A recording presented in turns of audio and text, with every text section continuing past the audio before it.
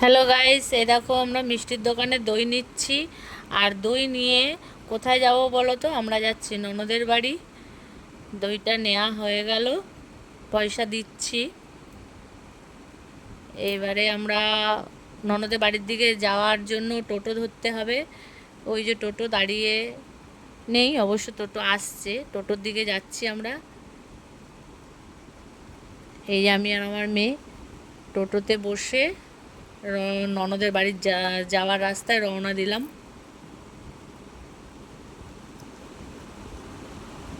টোটোওয়ালা জিজ্ঞেস করছে কোথায় যাব। এই যে চলেও এসেছি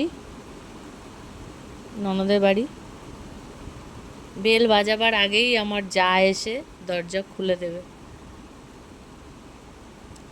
তো আজকে এইখানেই